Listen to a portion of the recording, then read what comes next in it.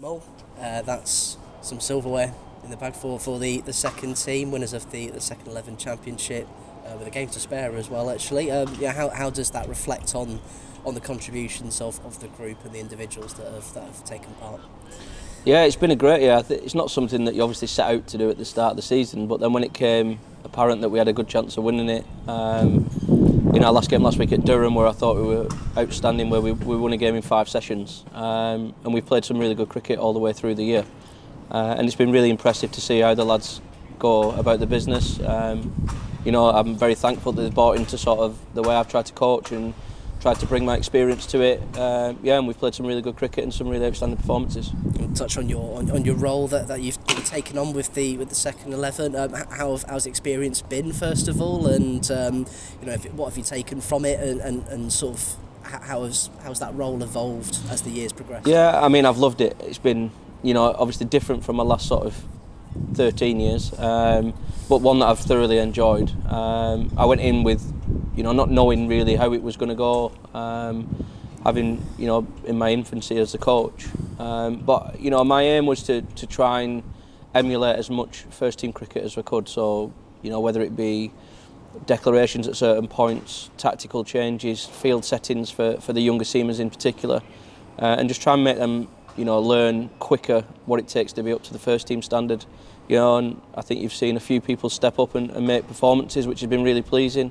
You know, and hopefully there's a few more of them to come. I think in particular the lads who, you know, start making the debut, I think that's obviously always a special day. And, you know, Freddie to do it in all 3 formats, Farhan to do it in 2 of the formats at 16 has been, you know, particularly pleasing.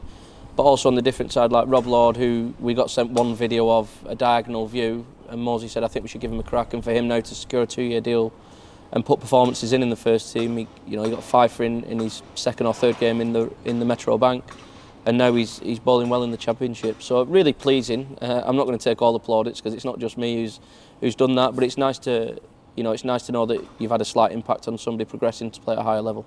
Yeah, there's so many great individual contributions that we've seen in the second 11 this year. What would the highlights be from your perspective, having that first class view? Yeah, well, a lot really. I think, you know, for 2 lads in Sammy King and Freddie to get double hundreds, Dane Shadendorf's averaged 70 again. Tom Moores came in at the start of the season, got 180 and 120 in his 2 games. I think, you know, putting sides under pressure, building big partnerships to get like 500-600 scores, and then putting teams under pressure with the ball. Liam Patterson-White in our, I think it was our 2nd game, got a 9 for. And it's them real, you know, big performances, not 30s, 40s or 70s or 80s, and not 3 or 4 for people taking on responsibility and going really big with both bat and ball has been pleasing. I think we've had a move in the fielding as well, which I've tried to bring in. You know, and it's been really pleasing to see someone like Fateh Singh, who's been our leading wicket taker in the championship, really embrace all 3 facets of the game, and then get his opportunity, albeit on loan at Worcester, and do really well. So, you know, I'm really pleased, and I've loved every second of it. And like I said, Fateh Singh, 28 wickets in the second 11 countership. Is it really any surprise that he had such a good loan spell at Worcester? Yeah, well, no, not for me. We know he can play, obviously. But I think, you know, he's been a real... What people don't see is what the work he did behind the scenes. And he had a really tough week, one game against, I think it was Warwickshire. You know, and he came to the net early the morning after, and we worked on a few things. And then that fed into his fielding, fed into his batting, and he's worked his socks off, and he's reaped the rewards. You know, he got his first second team 100 a few weeks ago at Leicester.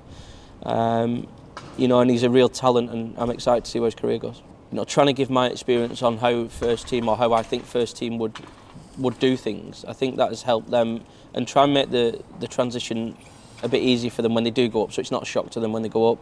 So obviously the level of fielding goes up, the level of bowler goes up, so they're more consistent, and the level of batter goes up, so you've got to be more relentless, I suppose, as a bowler. So I don't see that changing too much going forward. Obviously we've finished the season and won the championship, which is great. We'll have, you know, a bit of time off in October, and then starts again in November. And, you know, I'll just be looking to through the winter help prepare people to get ready for that first team game. And if they're not in the first team game, then we'll work out when they're in the seconds how we keep them performing and get them close to the first team.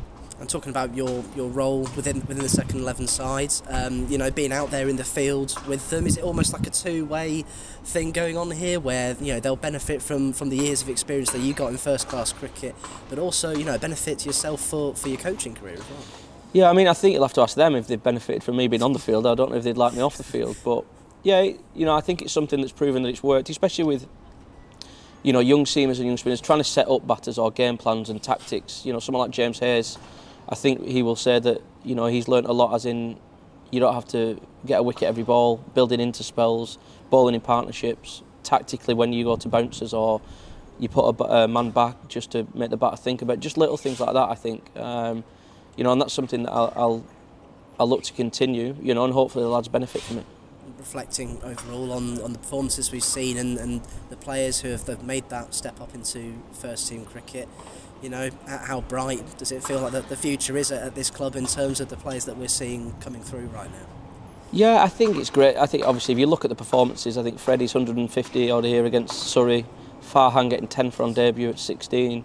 Even little things like Sammy King, you see go up and make his T20 debut, get 40 odd off 20 odd balls. Ben Martindale he started like a train this year and then went through a rough patch, which you do as a young player. And then he's come back really strong the back half of the year. So, you know, I think we're in a good place, but it doesn't mean that we've cracked it. We need to keep working hard, and you know, my job I see is giving them opportunities to get better during the nets, and then hopefully they can transfer that onto the field.